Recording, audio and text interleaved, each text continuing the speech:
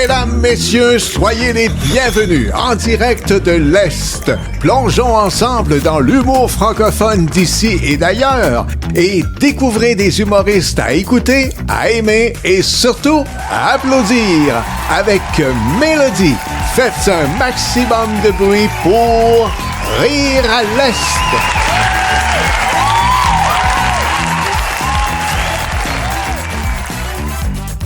Aujourd'hui au podcast Rire à l'Est, j'ai le plaisir de recevoir un humoriste québécois, Alex Roy, qui passera par chez nous au mois de septembre et au mois d'avril. Bonjour Alex. Bonjour. C'est un plaisir de te recevoir aujourd'hui, notamment parce que tu vas faire une belle tournée dans les Maritimes, au Nouveau-Brunswick notamment.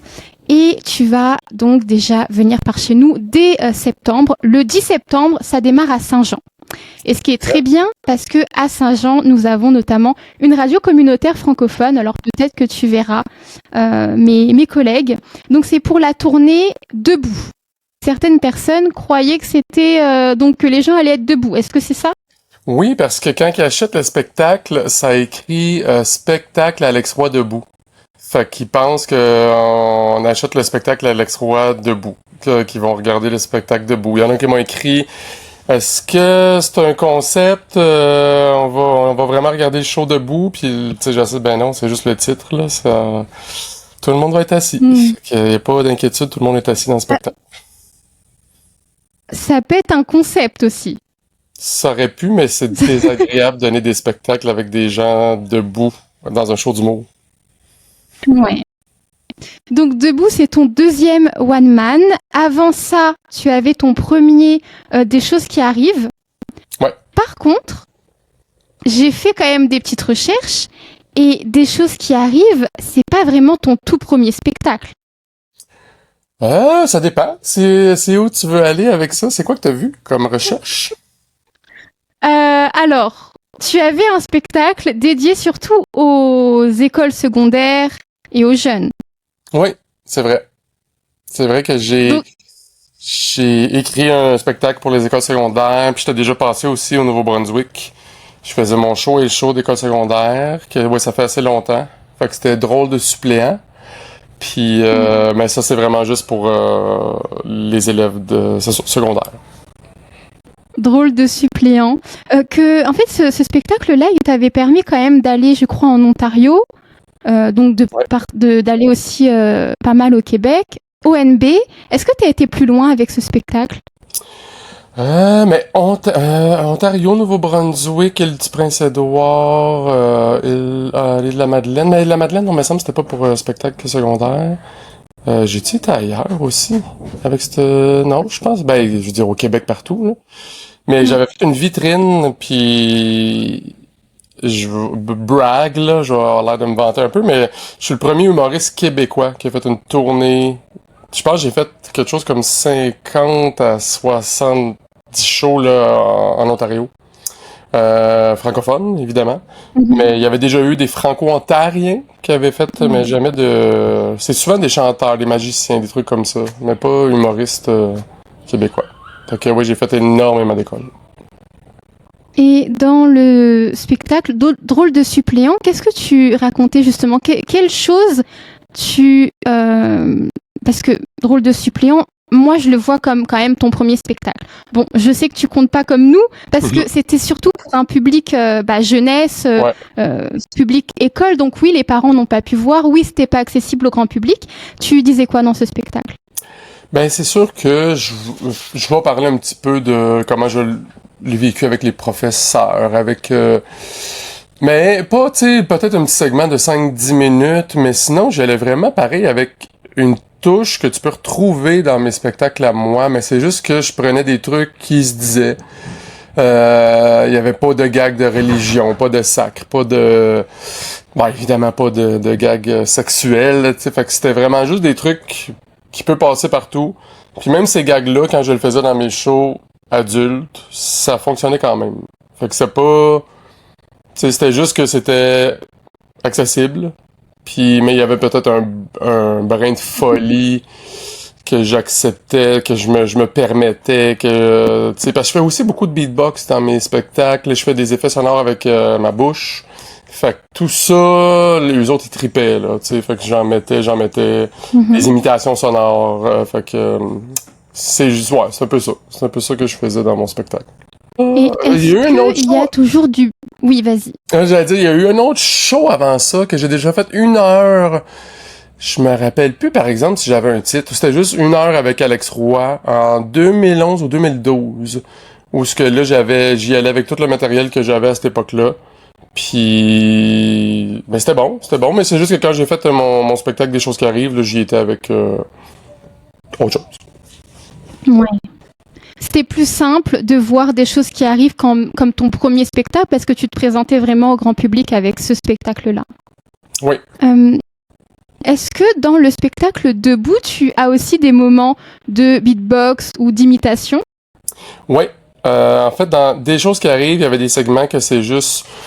ben, il n'y en a pas des tonnes. Il y en avait 2 fois. Tu sais que je vais faire des tunes en beatbox, en remix, moi-même. Et à la fin, je parlais que quand on sortait dans les clubs, les discothèques, je remettais la mise en situation, moi, en faisant les beats du club.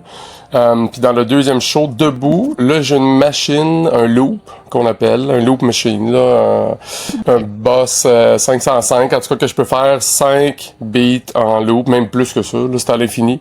Donc, je vais m'amuser avec ça, aller faire un petit beat que je mets en loop, puis par-dessus, ben écoute, ça, c'est ça, c'est de l'humour, hein, fait que ça va être humoristique, fait qu'il va y avoir une petite tourne humoristique, là, il y a une belle folie dans ce show-là que je me permets.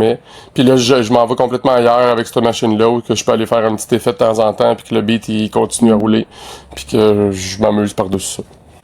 Tu peux clairement faire des afters aussi avec ça. Tu peux aller en soirée, tu peux animer des soirées.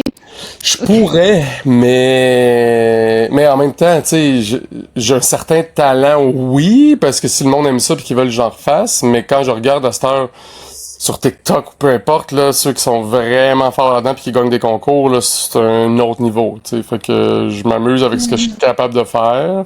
Puis c'est pas tout le monde non plus qui est capable de faire ces sons-là, là. Fait que c'est ça. Fait que c'est quelque chose de plus, une petite touche, une performance, c'est ça, que ça rajoute au spectacle.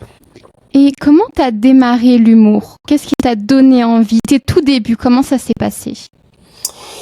Mes tout débuts, comment ça a commencé? Ben, ça m'appelait depuis quand même longtemps. Je savais qu'au secondaire, j'étais super gêné, j'ai toujours été réservé, timide.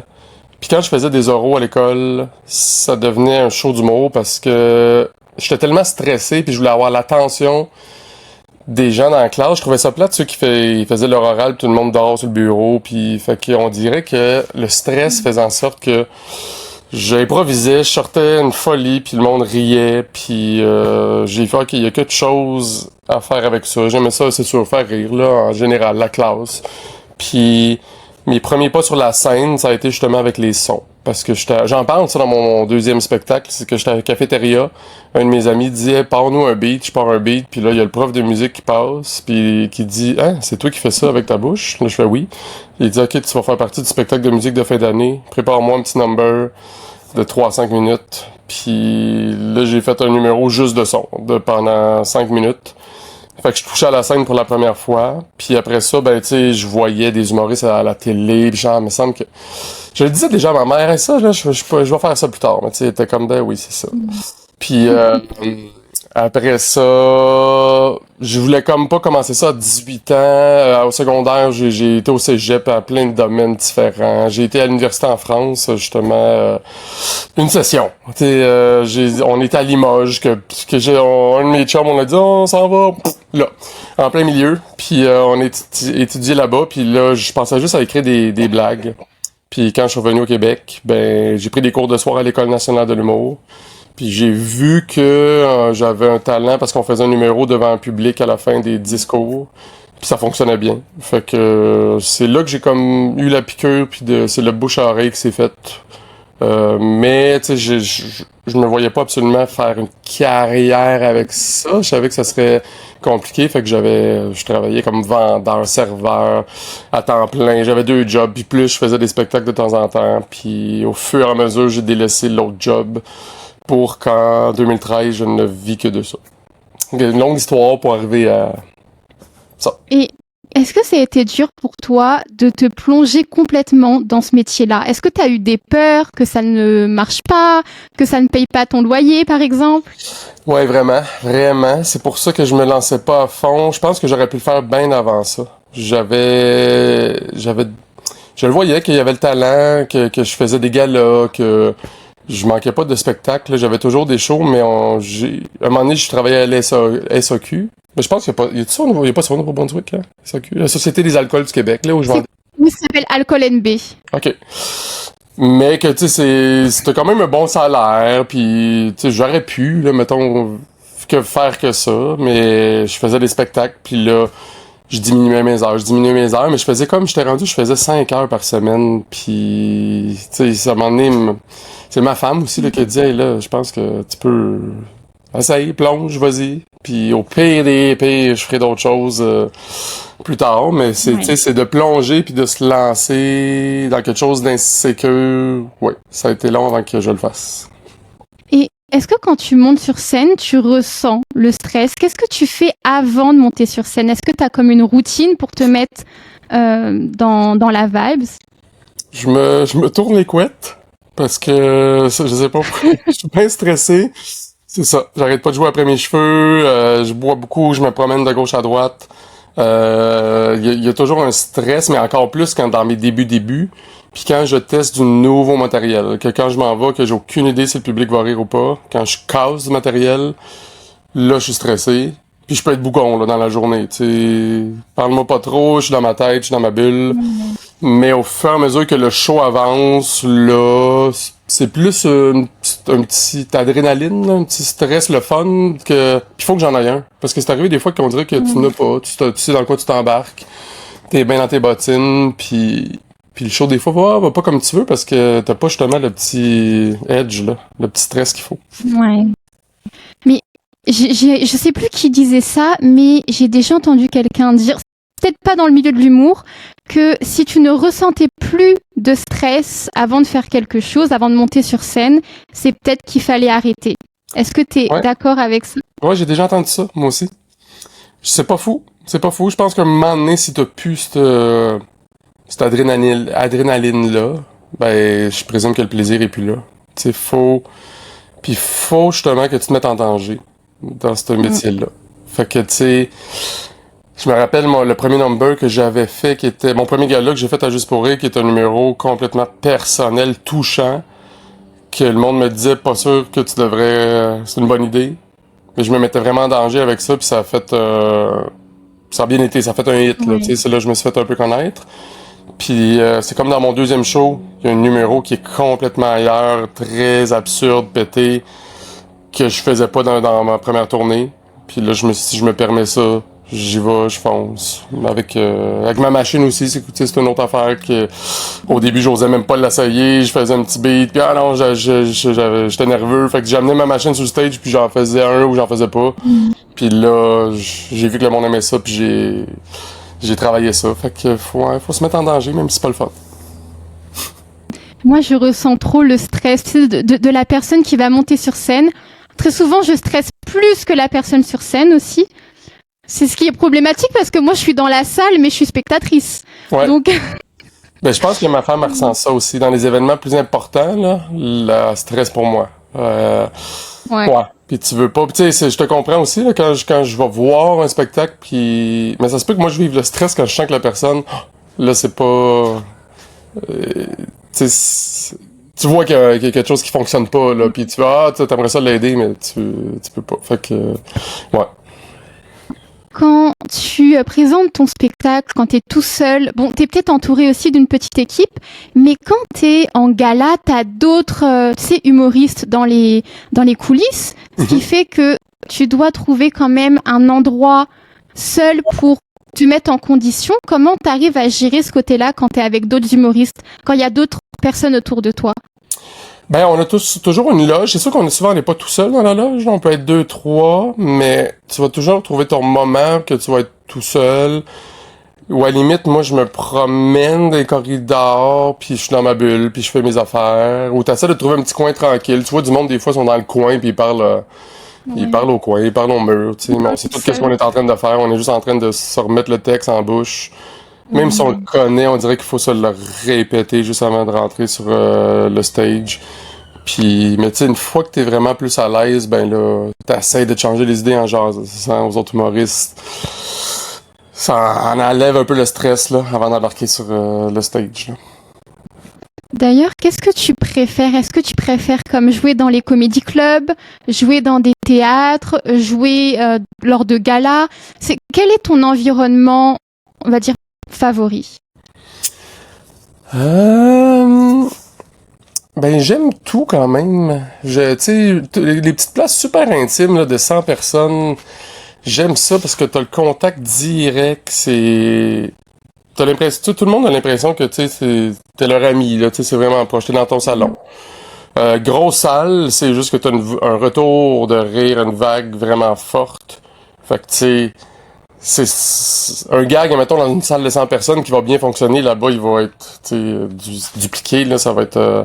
Fait que c'est une autre affaire. Mais les galas, c'est le fun une fois que c'est terminé puis ça a bien été, mais il y a un stress vraiment de plus qui fait qu'on devrait pas s'imposer, mais que ça vient automatiquement puis c'est moins le fun. Mais c'est ça. Tu sais, à un moment donné, il faut que tu passes par là pour te faire connaître aussi. Mais non, je pense que tout ce que je préfère, c'est dans la tournée, tout autant les petites salles que les grosses salles, ça j'apprécie, mais c'est ma tournée à moi que j'aime le plus le faire. D'ailleurs, il me semble que l'année dernière, tu étais venu à Moncton Dieppe pour la Francofête. Donc, tu avais présenté une vitrine de 20 minutes. Oui. Et c'est pour ça que tu as une tournée cette année et l'année prochaine par chez nous. Ouais. Je me suis toujours demandé, surtout quand on est humoriste, comment on choisit les 20 minutes pour présenter son spectacle? Moi, c'est pas si pire parce que je peux couper des trucs dans mon show puis faire un 20 minutes complètement avec, peut-être pas 20 parties, mais avec 5 parties différentes de mon spectacle. Puis quand j'ai été, puis ça vaut la peine de faire ça, ces vitrines-là, je pense que j'étais peut-être le seul humoriste qui était là, ou je sais pas s'il y en avait d'autres, là, il y avait beaucoup d'artistes, là. Mais, tu sais, quand tu peux aller se carrer puis que justement tu te booker des spectacles puis faire une tournée, ben c'est ça le but, là. Non, j'y vais, je m'en rends compte aussi, j'ai fait un gala extérieur il y a pas longtemps à Québec, puis il y en a des fois qui vont dans une histoire, une anecdote, tu sais, si ça fonctionne, tant mieux, mais des fois, si ça fonctionne pas, ben là, t'es pogné avec ce numéro-là pendant... Tandis que moi, je vais avec plein de petits bouts stand-up de ma vie, mais qui fait qu'en sorte que tu t'en vas plein de places différentes. Puis, fait que tu sais, s'il y a un petit bout qui marche moins, ben les autres vont bien marcher. Fait que c'est vraiment un melting pot de ce que je fais. Fait que c'est complètement différent un peu de mon spectacle parce que je suis capable d'aller même mettre d'autres liens entre les petits bouts que je vais proposer pour en faire un number qui se tient pendant 20 minutes. Fait que, ouais, c'est de travailler qu'est-ce qu'on pense que le public va apprécier ce soir-là. Tu es donc venu plusieurs fois déjà au NB. Qu'est-ce que tu retiens des dates que tu as fait par chez nous? Comment s'est passé la première fois? Raconte-nous un peu. Ça fait longtemps, pareil, avec la première tournée que je suis venu. Puis je pense que c'était le rodage aussi de ma première tournée. Donc, tu sais, moi, ça a été entrecoupé avec la pandémie. Fait que si je me trompe pas, c'était avant la pandémie. Ben écoute, j'avais apprécié ça. Il y avait des moments... Tu sais, des spectacles très intimes. Il y avait un bout que je me rappelle... je peux pas dire exactement c'est dans quelle ville, mais okay. Il a manqué d'électricité. Fait qu'il a fallu que je fasse mon spectacle dans le hall d'entrée avec quelqu'un qui m'éclairait avec une lampe de poche pour faire l'éclairage. Puis j'avais pas de micro. Fait que je le faisais a cappella, là, devant les gens. Mais le pire, c'est qu'ils ont vécu une expérience... Parce que l'électricité est revenue, on est retourné dans la salle, puis là je chantais que j'aurais dû finalement finir tout mon spectacle. Parce oui. Ouais. C'est tellement dommage quand ça se rallume. Ouais, mais même j'ai posé la question, mais il y en avait, je pense, qui étaient prêts à peut-être continuer là, mais il y en a peut-être qui ont fait « Ah oui, go, on retourne ». Fait que j'ai comme fait « Bon, ok, il y en a qui veulent retourner dans la salle, allons-y ». Mais ça a comme peut-être coupé le petit momentum. C'est ça, des petits imprévus des fois qui arrivent comme ça. C'est quelque chose d'unique que les gens vivent puis qui peuvent vous en parler. Fait que, tu sais, sont heureux de vivre ça, là, quasiment. C'est comme quand je me trompe sur la scène puis que j'ai un blanc ou que... j'improvise avec quelqu'un dans la salle, ben le monde aime ça au bout. Et est-ce que tu as d'autres anecdotes comme ça, globalement, à nous raconter? Pas forcément au NB, mais tout au long de ta carrière, quoi. Pioche-nous quelques anecdotes. Qui sont arrivés plus en spectacle, tu veux dire? Comme tu veux. Sors-nous les meilleures anecdotes. Si on parle plus de spectacle, c'est juste que je me rappelle que des présentations, des fois, sont pas super parce que je fais des shows, des fois, pour des événements, des compagnies. Puis, comme je te dis, là, quand c'est mieux que le monde est assis, je me rappelle un événement où ce que tout le monde est debout. Puis, je dis au gars comment me présenter, mais il a l'air d'être au-dessus de ses affaires, puis au lieu de me présenter comme j'y ai dit, il a dit bon, on a un petit clown avec nous ce soir qui va vous faire un petit numéro. Puis ah oui, by the way, il y a aussi la bouffe qui est prête au buffet là de chaque côté, il y a le bar en arrière. Fait que là, pendant qu'il me présente, le monde se dirige prendre leur assiette au buffet. À gauche, à droite, t'as le bar en arrière, le monde qui ont le goût de m'écouter sont debout. Fait que t'as comme, je sais pas moi, 7 personnes qui ont pitié, qui sont en avant de moi pour m'écouter pendant 40 minutes. Pis c'était mon premier corpo à vie, là. Que, tu sais, au lieu d'être dans une belle condition, je suis... Mais en même temps, ça forge. Tu sais, parce que quand t'as quelque chose comme ça, après ça, tu dis ça peut pas être pire. Fait que... Tu grandis avec ce genre de spectacle-là. Mais en spectacle... Non, mais moi, c'est parce que je te parle plus des affaires de ma vie qui m'arrivent, parce qu'il m'en arrive de toutes sortes, là, puis... Ouais, c'est ça. Comme dernièrement, tu sais, là, je suis en camping, dans une roulotte, mais je l'ai acheté en début d'année, puis j'avais pas cette roulotte-là. Fait que en une fin de semaine, je me suis trompé parce qu'à un moment donné, faut que tu vides comme ton eau noire, ton eau grise, tout ça pour évacuer tes eaux. Puis j'ai pas évacué l'eau noire que je pensais avoir évacuée. Et là, j'ai rincé ma roulotte et j'ai tout fait monter ma merde et mon pipi dans mes planchers et dans mon plafond.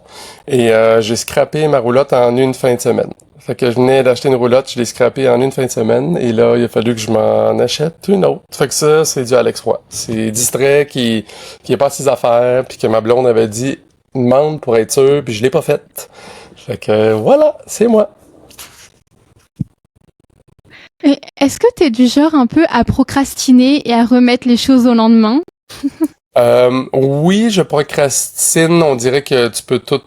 faut que justement j'aille un délai. Faut que je sois stressé. Faut que j'ai un deadline. C'est comme ma deuxième tournée. On avait fini la première tournée en juin 2024. Puis là, il a dit, qu'est-ce que tu dirais qu'on commence ta tournée de rodage en janvier 2025? Est-ce que tu serais prêt? Puis moi, j'ai dit non.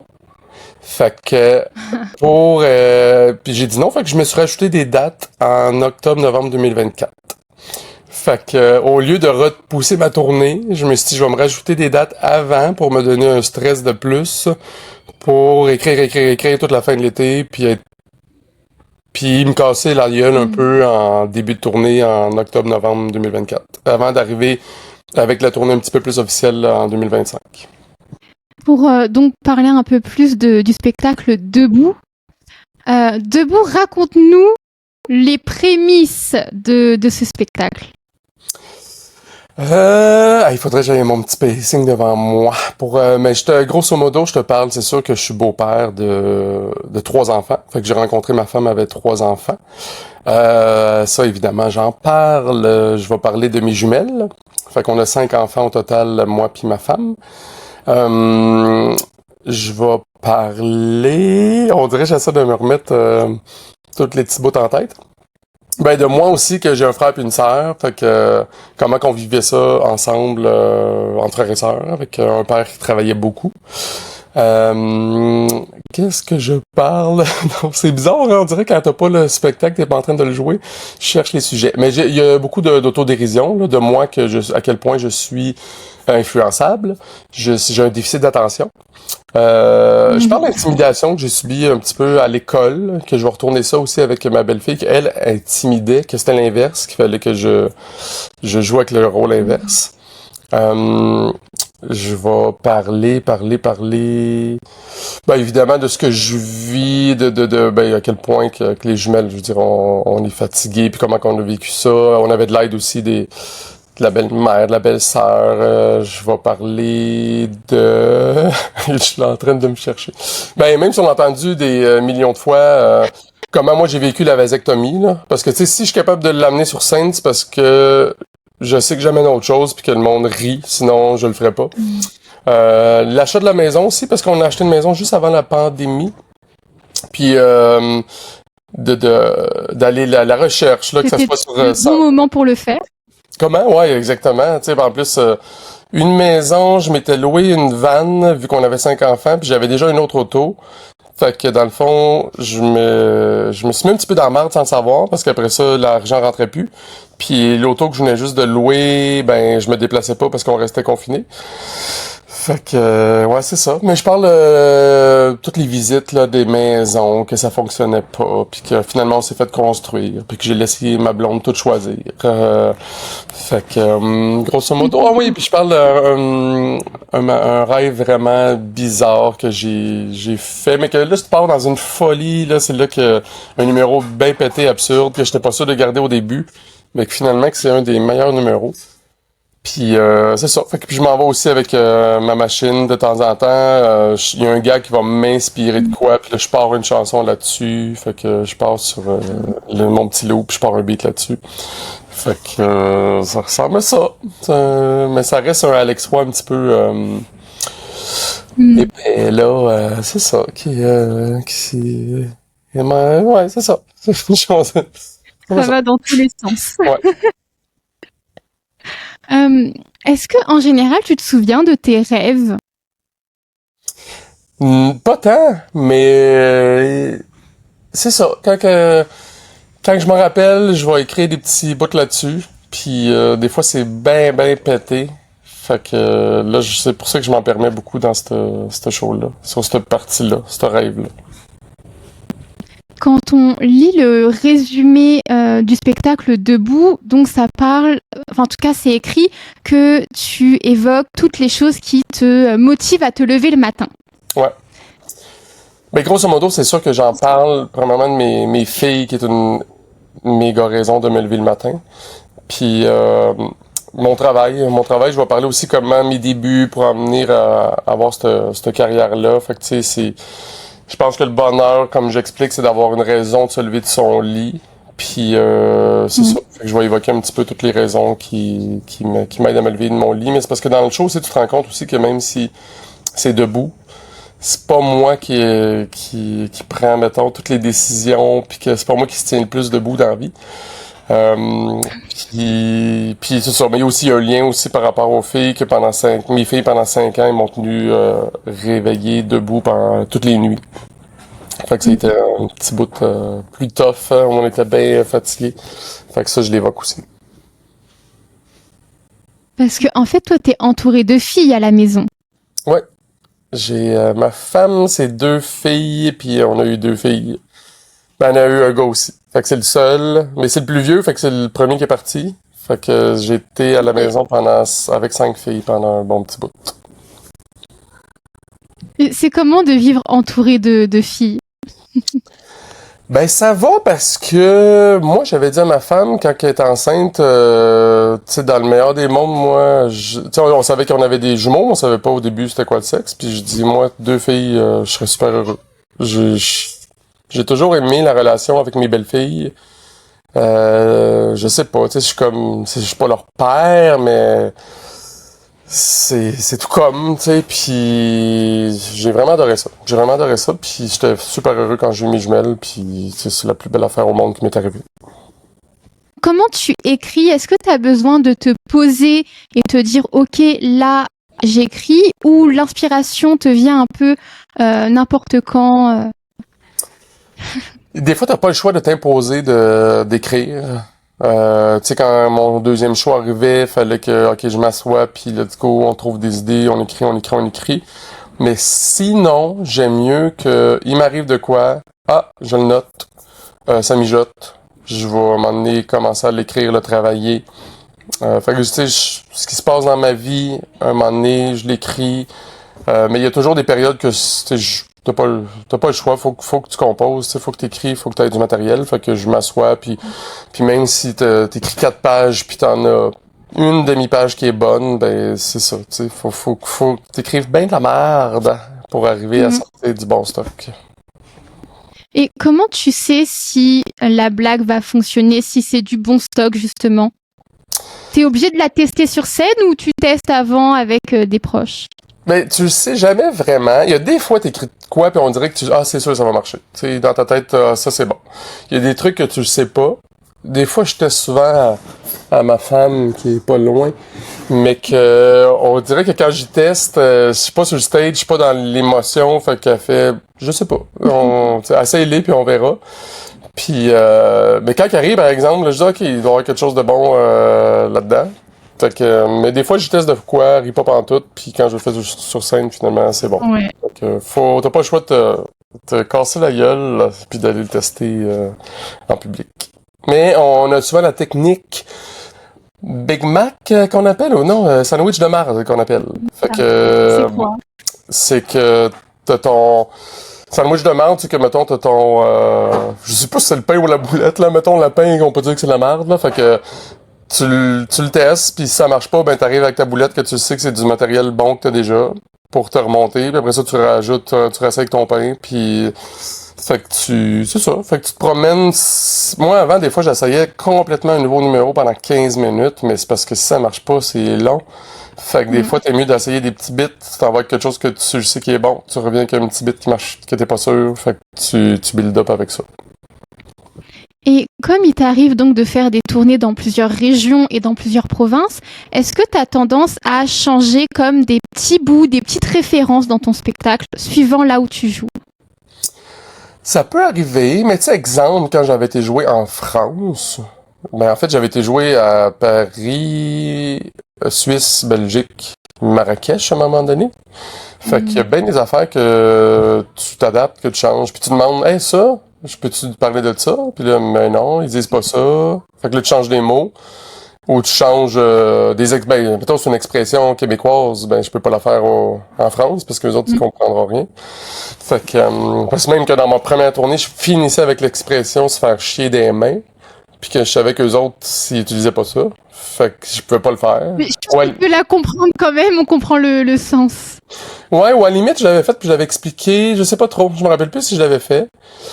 Mais sinon, c'est parce que je parle tellement de ma vie personnelle que tout le monde peut se retrouver dans ce que je dis. Fait que j'ai pas des trucs de gags de Montréal ou tu sais de trucs que tu peux pas te reconnaître. Fait que puis c'est vraiment juste les moments d'improvisation. J'aime ça jaser un petit peu avec le public. Fait que tu sais, qu'est-ce qu'ils vont me shooter, ben là c'est de nouveau à chaque fois. Sinon, j'ai-tu des petits moments que je change? Non, je sais juste aussi que dans mon spectacle debout, je parle beaucoup parce que moi, je suis quelqu'un de très dernière minute. Puis je dis que j'aurais aimé ça avoir un GPS dans ma vie pour me diriger dans la vie parce que prendre des décisions, c'est pas ma force. Puis là, je parle des différentes applications GPS que j'utilise moi pour. Mais il y a des places que je pense qu'ils utilisent pas tant que ça. Peut-être en région, justement, à Nouveau-Brunswick, ils utilisent peut-être pas de GPS pour se diriger à des... Moi, j'utilise tout le temps, hein. Ouais? OK, mais c'est les mêmes, hein? Je dis que Google Maps, Waze... Ouais. Ben, c'est ça. C'est Fait les que mêmes. ça fonctionne encore. Fait que, tu sais, des fois, ça, c'est juste que je sens peut-être en région, ils l'utilisent moins, ils en ont pas besoin. Mais moi, j'en utilise, même je dis que je suis tellement freak, j'en utilise 2, là, puis je prends lui qui me donne le meilleur chemin, là. Fait que... le meilleur temps, en fait. Fait que c'est ça. Sinon, je vais m'adapter. Si je sens qu'un sujet fonctionne moins. Mais est-ce que tu t'es déjà perdu en suivant le GPS? Ben, ça arrive, je veux dire, c'est parce qu'il va pas calculer la construction, il va pas calculer que là, il y a une route de barrée, puis là, il te propose de quoi qui fonctionne pas avec... ou des fois, ça va être ma blonde qui va s'ostiner avec le GPS, qui va dire non, je pense que tu serais mieux de tourner à droite. Fait que là, OK, j'écoute ma blonde ou le GPS. Puis, mais je parle aussi dans mon spectacle, il y en a un qui est déjà décédé, ou du moins il a failli mourir noyé parce que le GPS il annonçait qu'il y avait un pont, il n'avait pas, puis qu'il a fini dans l'eau. Fait que ça, j'en parle, mais je rends ça drôle, évidemment. Fait que, mais moi, non, mais sinon, tu te débrouilles, hein. Ça, si t'es bloqué. Mais je comprends pas, t'es censé t'arrêter avant que tu tombes dans l'eau, quoi. Ben, je comprends pas moi non plus, là. C'est comme je dis, tu t'en es rendu compte quand t'avais de l'eau au genou ou quand t'as entendu recalculer le cours? Est-ce que tu as déjà commencé à préparer, écrire quelques petits trucs pour ton troisième spectacle? Pas tant, pas tant parce que là, ce que j'écris de plus, si je peux le mettre encore dans mon spectacle, je le mets.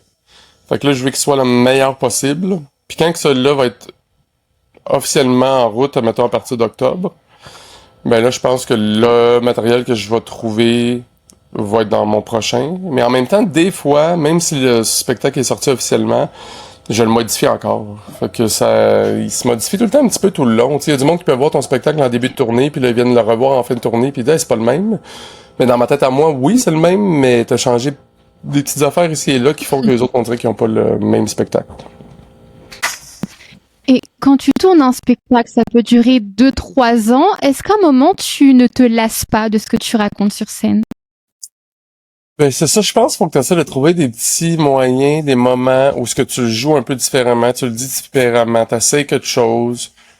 Parce qu'à un moment donné, faut pas que tu deviennes en mode robot, là. Faut pas que ça devienne ça, je m'en vais là, je dis ça. Tu sais, on dirait qu'il faut que tu continues à t'amuser avec le spectacle. Sinon, à la limite, ça va être les moments d'improvisation qui va faire que ton spectacle va être différent à chaque fois, puis tu t'amuses avec ça. Fait que tu sais, une fois que ton spectacle, tu le connais sur le bout des doigts, tu l'embouches, ben là, tu peux te permettre encore plus de sortir de ton spectacle, aller parler à quelqu'un du public, revenir dans ton spectacle. Je me rappelle quand je faisais mon spectacle pour les premières fois, c'était vraiment juste mon spectacle que je faisais, parce que t'essaies de te rappeler tout ce que t'as à dire. Puis tu sais, il y en a une qui était venue voir le spectacle, puis elle dit ah, tu sais, j'aimais ça parce que dans tes autres spectacles, t'avais de l'interaction avec le public, puis là, t'en as pas fait, mais c'est parce que t'es tellement dans ta bulle à essayer de te rappeler tout ton matériel que je me suis pas laissé aller là-dedans, tu sais. Mais au fur et à mesure que la tournée avance, je me laisse plus aller là-dedans. Combien de temps dure environ le spectacle debout? Au début, c'était à peu près 1h26. Moi, je pensais de pas avoir assez de temps, puis je dis, je vais faire juste 1h10, 1h et... Puis finalement, j'avais fait 1h25, 1h30. Si c'est pas plus, même 1h35 peut-être. Puis moi, je voulais peut-être qu'il soit peut-être 1h20. Puis les dernières fois que je joue, il est 1h25. Des fois 1h20. Fait que ça ressemble à ça. 1h20, 1h25 à peu près. Parce que ma première tournée, c'était 1h35, puis ce qui est correct aussi, mais j'ai l'impression que quand tu dépasses ça, t'as beau être super drôle, mais il y a un moment où les gens, tu peux pas avoir leur attention pendant 2 heures de temps, là. T'sais. Surtout avec mettons, peut-être plus les jeunes d'aujourd'hui. T'as quel âge? C'est pas indiscret. J'ai 25 ans. Bon, t'es quand même dans l'ère de TikTok pis tout ça, que l'attention, elle dure 15-20 secondes, tu sais, à cette heure-là, avec les...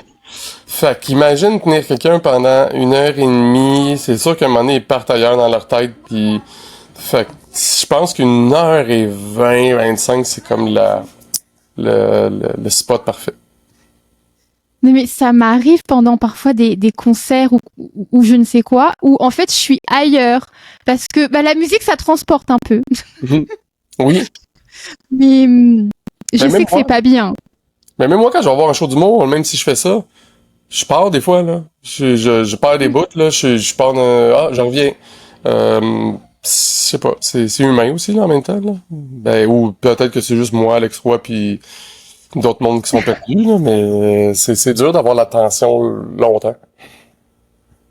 Ou sinon, je crois que c'est un petit conseil peut-être, si vraiment tu vois que certains ont perdu le train en route, tu leur fais peur. Les gens vont évidemment... Tu cries? Non. Ouais, voilà. Ou sinon, tu laisses un long silence. Ok, Parce que c'est pas habituel d'avoir un long silence. Non, c'est vrai. C'est être à l'aise avec ça, par exemple. Hein. Mais j'avais déjà un bout d'un show qu'à un moment donné, je faisais le gars qui est bien perdu puis qui fixe longtemps dans le vide, où je fixe quelqu'un dans le public, puis il y a comme un malaise qui se fait, mais c'est pas si voulu, mais c'est de le maintenir longtemps qui est tough. Ouais. Mais sinon, oui, je pense que ça, je vais le crier fort, fort, fort si à un moment donné, je sens que j'ai perdu des gens. Est-ce qu'en général, tu as des humoristes qui font ta première partie ou tu décides de ne pas en avoir? Non, j'aimerais ça, moi, en fait, en avoir tout le temps. J'avais un ami, Sam Lemieux, qui en a fait un peu dans ma première tournée. J'avais Val Belzile aussi qui l'avait fait. Là, il l'a fait un petit peu aussi dans mes débuts de tournée, Sam. Mais c'est une question de coût aussi, hein. C'est parce que c'est la prod aussi, faut que...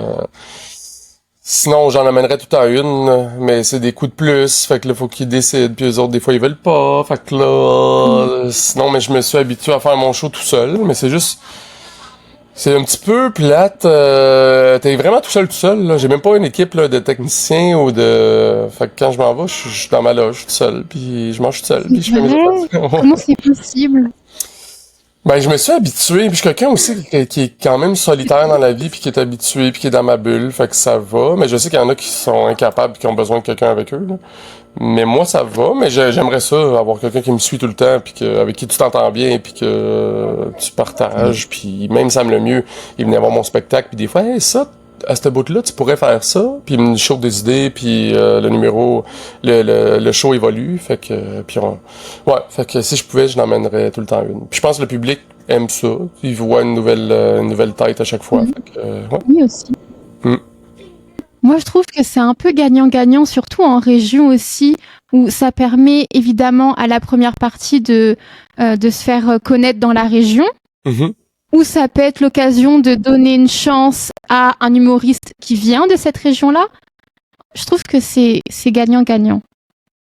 Et justement, je suis un peu jalouse parce que très souvent, par chez nous, on n'a pas de première partie. OK. Mais c'est ça, moi je me suis battu un petit peu, j'ai dit j'aimerais ça emmener ma première partie.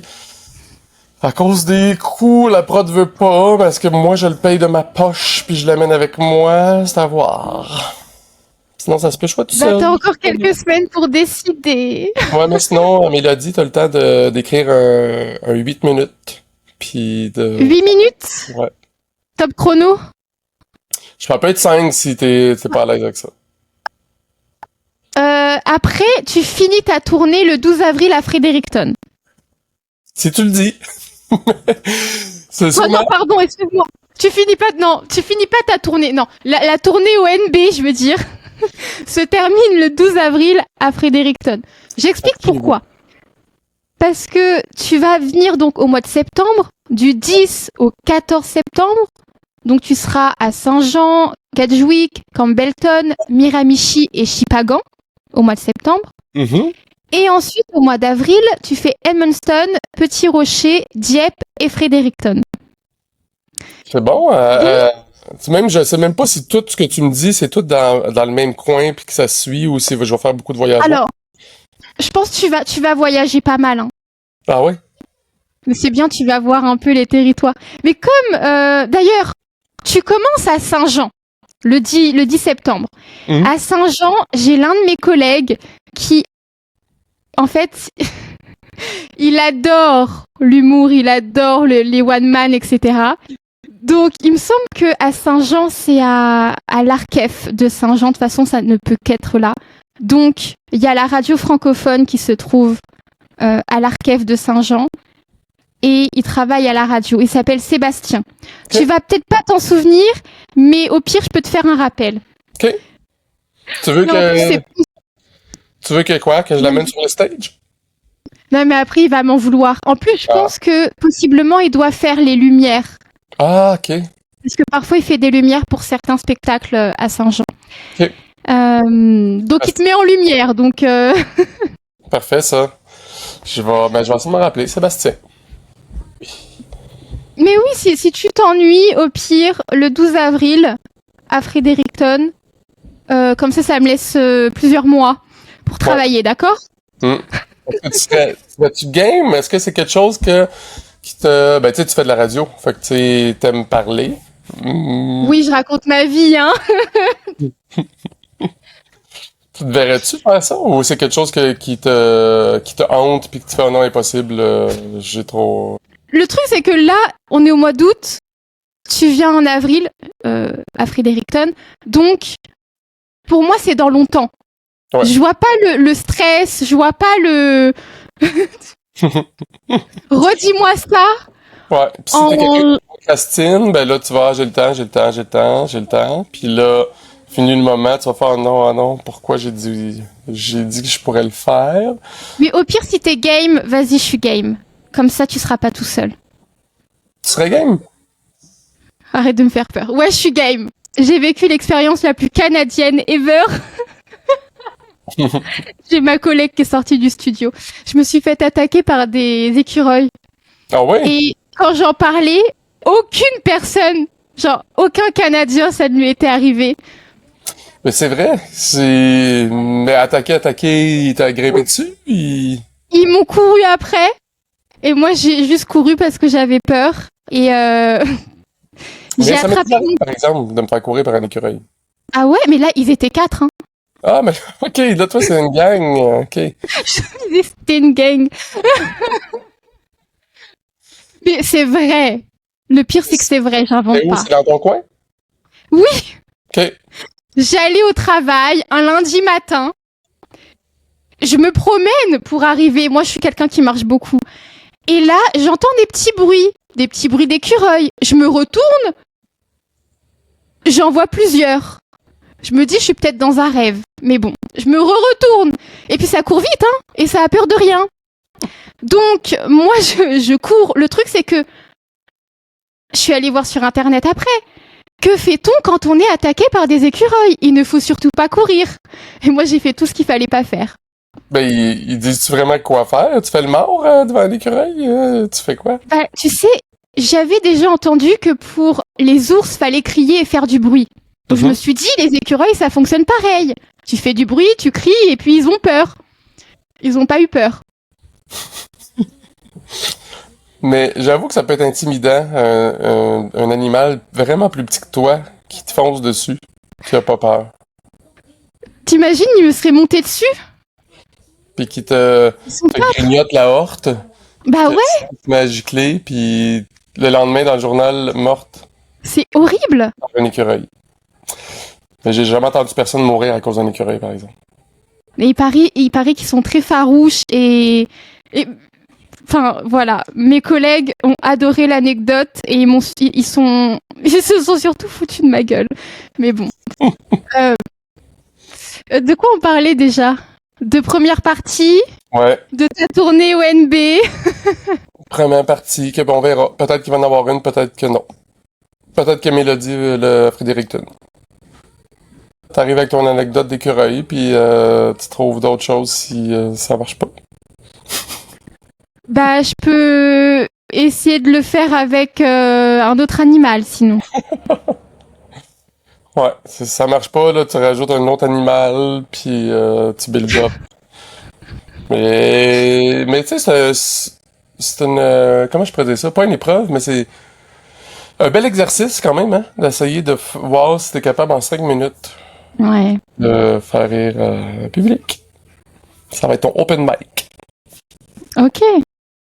Toi, t'as fait des premières parties, justement. C'est comme ça aussi que tu t'es fait davantage connaître pour ton premier spectacle, enfin, avant ton premier spectacle.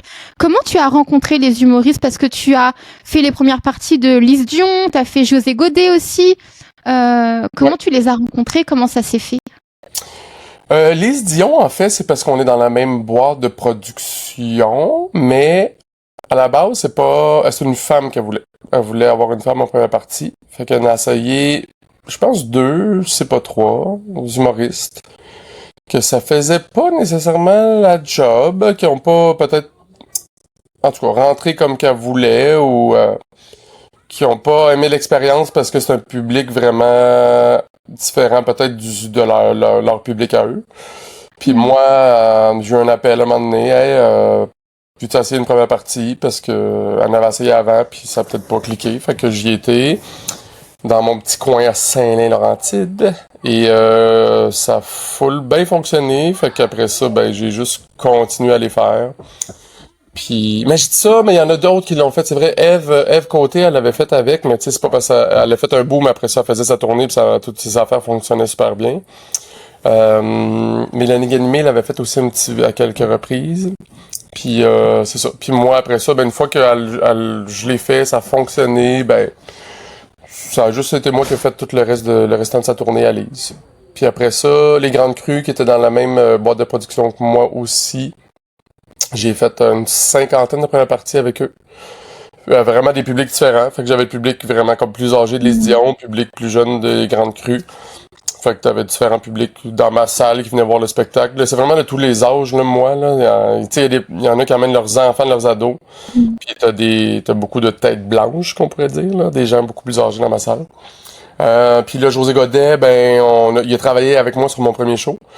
Fait qu'on se connaît bien, on est devenus des amis, puis fait que quand je peux aller faire sa première partie, puis j'ai un show à vendre, ben j'y vais. Moi, je dis jamais non à ça. Puis c'est la même chose avec mon ami Jérémy Demé, qu'il m'a dit, hey, si des fois t'as besoin d'aller faire un number pour vendre des billets, ben ça va me faire plaisir. Fait que des fois, je vais aussi avec Jérémy Demé. Que tu dois connaître aussi, je présume. Il viendra effectivement au mois d'octobre par chez nous. Je l'ai jamais rencontré, mais il viendra au mois d'octobre. Mais tu sais, dans le fond, tu sais, c'est un Français, mais qui est vraiment plus connu au Québec, là. Tu sais, il a été un petit peu essayé en France, mais tu sais, il faut recommencer. Je lui ai parlé il y a quelques semaines. Ouais? Ah, voilà. Mm-hmm. Fait que, non, je l'aime beaucoup. Fait que, ouais, c'est comme ça les premières parties, puis tu sais, c'est là que j'ai réalisé que les premières parties, ça fait un impact, là, parce que il y en a qui en font, mais ils n'ont pas de date à proposer. Tu sais, quand tu y vas, puis que tu dis, hey, je vais jouer dans 2 mois, même ville, ben, tu sais, le monde fait, ah, on l'a aimé, let's go, on achète des billets. Fait que, tu sais, ça fonctionne au bout. Fait que, c'est pour ça que moi, je le fais dès qu'on me le propose, je dis oui. Et après ton spectacle, tu sors souvent pour rencontrer le public Oui, moi, je sors tout le temps, puis même avant, mettons, je prenais le temps d'aller à ma loge, pis tout ça, puis là, quand je peux, je finis mon spectacle, j'accroche mon micro, je reste là, sur la scène, puis là, le monde vient de me voir, me jaser. Ben, où je débarque la scène juste à côté, mais je suis là, tu sais. Au lieu de prendre le temps de m'en aller, puis que le monde sont tannés d'attendre, parce que des fois, tu peux retourner dans la loge, puis ça se peut que ce soit long, parce que t'as de la famille, t'as ci, t'as ça, puis avant que tu ressortes. Fait que là, j'aime ça, tout de suite, je m'en vais jaser au public, puis... Mais moi, ça se peut que j'ai de la misère à arrêter, tu sais. S'il y a du monde qui me jase, puis on de la jasette, à faire, hey, il y a d'autres mondes, fait que... Ça, faut que je trouve le moyen, là, parce que des fois, il y a du monde qui attend puis que c'est long pour eux. Fait que, mais tu sais, j'aime ça. Le monde sont heureux de me jaser, je leur jase, prends une photo. Des fois, il y a des autographes, c'est plus rare, là, de nos jours, on dirait des autographes, mais il y en a. Fait que, mais ça me fait plaisir, moi, tu sais, jaser avec le monde après le spectacle. On a un truc, nous, au studio, à te faire signer si tu veux. C'est quoi? Qu'est-ce que tu veux faire? C'est un mug qui a été cassé par ma collègue et elle en a fait un objet où les gens qui passent au studio peuvent signer le mug, la tasse. Ah, quand tu dis un mug, c'est une tasse, là, de... Oui, une tasse, pardon. Une tasse. Parce que, bon, elle avait son café qu'elle a fait tomber et ça a cassé tu sais, la petite... la poignée, elle l'a cassée. Donc oui, on aura ça si tu veux laisser ta signature. Bon, ça sera au mois d'avril. Ça me fait plaisir. Donc on parlait, oui, après le spectacle. En général, les gens te disent quoi justement après ton spectacle? Quel retour t'a le plus marqué, les compliments ou pas qu'on a pu te faire? Ben, je pense que les gens qui restent, c'est parce que, ils ont apprécié le spectacle, fait qu'ils sont juste contents de venir dire qu'ils ont aimé ça, puis que des fois, c'est parce que je parle de mes jumelles, puis ben moi aussi, la dernière fois, il y a un couple qui était, la femme était enceinte de jumelles, fait qu'elle était, ils m'ont jasé, était tout contente de ça, puis c'est bien correct, fait qu'ils me parlent de tout et de rien. Tu sais, des fois, c'est des gens que j'ai croisés à un moment donné puis qui reviennent me revoir. Ben, tu te rappelles-tu, on s'est croisés. Fait que c'est rare, ça va être quelqu'un qui a pas aimé ça. C'est vrai qu'en général, ils partent. Ouais, c'est ça. Mais c'est arrivé, par exemple, que dans mes débuts de rodage, je te parlais de mon numéro qui était un petit peu plus absurde. Une madame qui est venue me voir et elle a dit ce numéro-là, tu m'as perdu. Ouais. Je pense que t'en as perdu d'autres dans la salle, là, pas sûr. Mais t'avais son mari à côté, il dit non, moi j'ai trouvé ça drôle en tabarnak. Fait que tu sais, ça, des fois ça te remet en question, parce que tu fais ok, si la personne aime pas tel number, y en a-tu plusieurs qui aiment pas ça? Puis là, c'est ça, tu travailles tes trucs, mais tu sais, faut pas que tu fasses un spectacle juste pour une personne, tu sais, si ce commentaire-là revient souvent. Mais c'était la même chose avec ma première tournée. Là, ma belle-mère, elle m'avait dit, un petit peu trop de jokes de pénis. Fait que j'avais réévalué tout ça, puis je n'avais enlevé une coupe, elle m'avait eu, puis je me suis dit, ok, je veux pas que le monde sorte de là et qu'il dise ça, tu sais. Fait que t'es toujours en train d'évaluer ton spectacle. J'ai-tu dit trop ça, ça c'est-tu trop, puis tu changes des affaires. Et moi, ça me dérange pas d'avoir des commentaires négatifs ou constructifs. Ok. Travailler le spectacle. Tu regardes aussi parfois les commentaires sur tes réseaux sociaux. Oui. Là aussi, souvent, c'est tout le temps des bons commentaires la plupart du temps. Mais il suffit que t'en aies un qui est négatif, les humoristes en parlent souvent, on dirait qu'on va juste focusser sur celui-là. Même si t'en as eu 10 de bons avant, il y en a un qui est moins le fun. Je sais pas pourquoi, c'est la même chose quand que dans un public, tout le monde rit, puis t'en as un qui a les bras croisés en avant, qui rit pas, puis tu te dis pourquoi qu'il rit pas? Puis là, tu focuses sur lui, il va te faire rire. Mais là, à ce temps, j'essaie moins de faire ça. Je focus sur les gens qui ont du fun, au lieu de tout le temps focuser sur lui qui en a le moins. Puis c'est la même chose avec les commentaires, tu sais, ça m'affecte plus ou moins, tu sais, dans le sens que quelqu'un va écrire « c'est vraiment pas mon genre d'humour. Ben, va regarder d'autres vidéos qui t'intéressent. Si tu veux, je te dise, je m'en fous un petit peu plus. Mais tu sais, souvent, je réponds pas, puis si je réponds, c'est juste pour m'amuser, puis taquiner, puis ou aller à l'inverse, puis être bien gentil avec lui, puis c'est bien correct, bonne journée, tu sais. Puis on dirait des fois, ils sont comme soit offusqués parce que je suis trop gentil avec eux, puis ils s'attendent à ce que je sois méchant comme qu'il l'a été, tu sais. Mais non, je m'en fous. Ben, pas je m'en fous, mais tu sais, tout le monde va toujours en avoir, là, faut vivre avec. Quel humoriste tu apprécies? Quels humoristes, au pluriel, tu apprécies? Qui me font, mettons, qui m'influencent, qui me font rire. Qui te font rire, que tu apprécies ou que tu aimerais voir sur scène? Tu es fan peut-être? Moi, je me rappelle par exemple que ma première influence a été Anthony Cavana, que quand j'étais jeune au secondaire, je l'avais vu au 100 watts. Puis j'ai eu ses numéros, puis j'ai été voir 2 fois son spectacle qui m'a donné la piqûre, parce que lui aussi il faisait des sons, du beatbox, puis tout ça. Ça m'a beaucoup influencé. Puis après ça, Dominique Paquet, que j'adore, que c'est un des humoristes qui me fait le plus rire. Je suis pas quelqu'un qui rit beaucoup, malheureusement. Quand je vais voir un spectacle, j'analyse beaucoup, je trouve ça bon. Je ris comme intérieurement, mais je ris pas beaucoup. Dominique Paquet, oui. Puis ma femme elle me fait rire aussi, là. Elle passe en arrière puis qu'elle me rappelle qu'elle me fait beaucoup rire. Mais non, mais tu sais, que j'apprécie, Jérémy Demé, je l'apprécie, c'est un de mes bons amis. Tu sais, ça, mettons que des amis dans le milieu, mais peut-être que tu vas pas les connaître nécessairement, mais tu sais, Dave Godet, Mike Baudouin, Marco Métivier, c'est comme, on a commencé pas mal ensemble. On a commencé ensemble, puis on a continué toute la gang ensemble. Ben, en tout cas, faire nos affaires, mais tu sais, toujours rester connecté. Mais c'est ça. Sinon, ben, j'ai ben des humoristes que c'est plus des fois américains là, qui m'influencent. Fait que, ben, mettons, québécois, c'était pas mal. Ça va Martin Matt. Mais c'est sûr que non. Simon Gouache, j'adore, je le trouve. C'est le meilleur en stand-up, c'est un des meilleurs en humour. Je trouve que il est capable de jouer avec les silences, de faire une longue prémisse pour arriver au bon gag parfait. Puis tu veux, moi, on dirait que les silences, je travaille encore là-dessus parce que je veux que ça rit aux 20 secondes. Tu sais, je veux que ça rit, tu sais. Mais des fois, c'est bon d'installer, de prendre son temps de s'installer pour dire ce que t'as à dire puis arriver au punch. Et quelle blague d'un autre humoriste aurais-tu aimé faire? Hey, on dirait qu'il y en a pas, mettons, Brûle pour point qui me vient vraiment en tête là. Mais tu sais, c'est un peu comme je reviens, mettons, à Dominique Paquet, tu sais. La première fois qu'il a fait son numéro sur le Ikea, j'ai fait wow. Puis son numéro du calendrier, qui parle des jours de la semaine, puis qui rend ça. Je sais pas si tu l'as vu, là, ce numéro-là. Ça me dit rien pour l'instant, mais j'irai voir.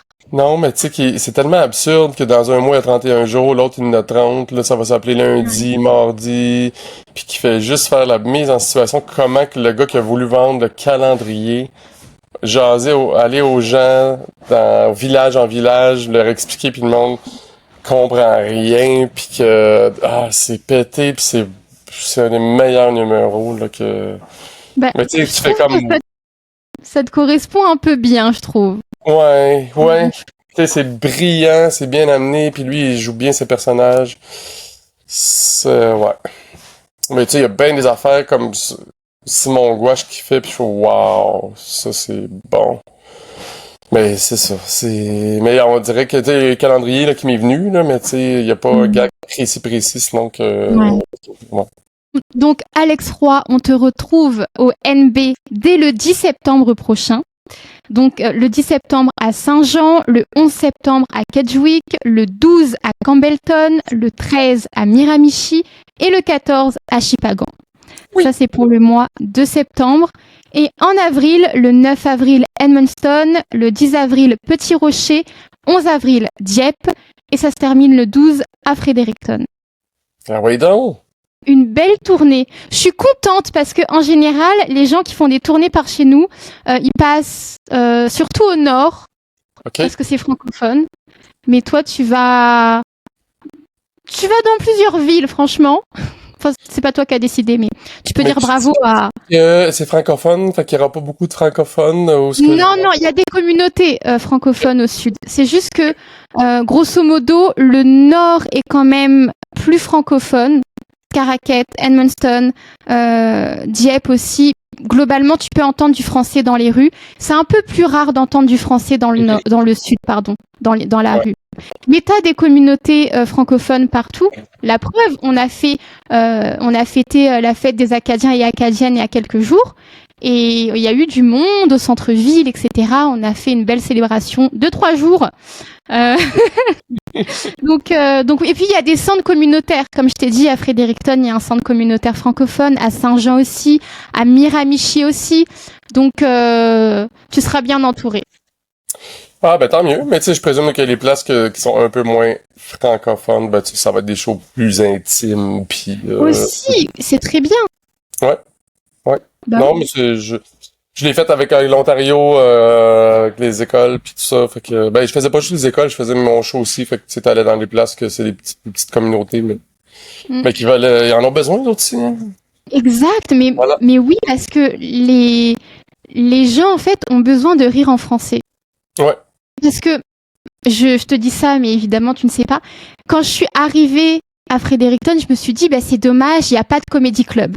Il y avait des open mic, t'avais des soirées dans des bars, etc. Mais il n'y avait pas de comédie club. Okay. Et il y a peut-être 1 an de ça, il y a un comédie club qui a ouvert à Fredericton.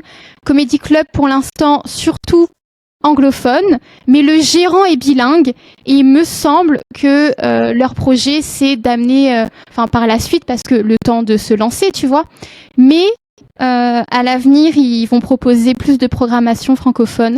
Et j'ai hâte de voir ça. Voilà. Ah, ben, tant mieux. Tant mieux, mais c'est ça, c'est dommage s'il n'y a pas assez d'humour, mettons, dans ce coin-là, mais qu'est-ce que tu veux? Appelle tes collègues et dis-leur d'aller au sud du NB aussi, parce que on est là! Ça va me faire plaisir. Après ça, est-ce qu'eux autres vont vouloir? Je sais pas. Mais les gens qui viennent sont des gens qui ont envie de te voir, tu vois. Parce que à Montréal, etc., il y a tellement de soirées d'humour là toute la semaine que c'est étouffant. Donc mais c'est vrai qu'il y en a beaucoup. Tu sais, mais c'est très bien, c'est très bien. Ouais. Tu peux jouer 2-3 fois par soir, des fois, là. Fait que là, il vous en faut, là. Ouais, c'est pour ça aussi que certains Acadiens décident d'aller parfois au Québec, parce que justement ils peuvent jouer davantage. Et c'est pas négligeable pour eux. Ouais, t'as raison. Mais comme JC Surette, me semble, c'est un... Ouais, Acadien. Voilà. JC Surette. Est-ce qu'il est retourné jouer dans votre coin? Quand ça? Je sais pas, est-ce qu'il est retourné? Je sais qu'il voulait passer cet été, mais je sais pas si ça s'est fait ou pas. On devrait le revoir, j'espère. En tout cas, moi, je vais être là. Et ça commence le 10 septembre à Saint-Jean. Si vous voulez donc retrouver toutes les dates d'Alex Roy, rendez-vous sur son site internet. Merci beaucoup, Alex. Oui. Qui est Dis-nous. le alex-roy.com ou alex-roy.ca. Ça, c'est le site donc internet pour les billets. Ou même rendez-vous sur le site internet de vos centres communautaires qui vous donc permettent directement d'acheter vos billets. Oui. Merci beaucoup, Alex Roy. C'était un plaisir. Merci à toi, Mélodie K.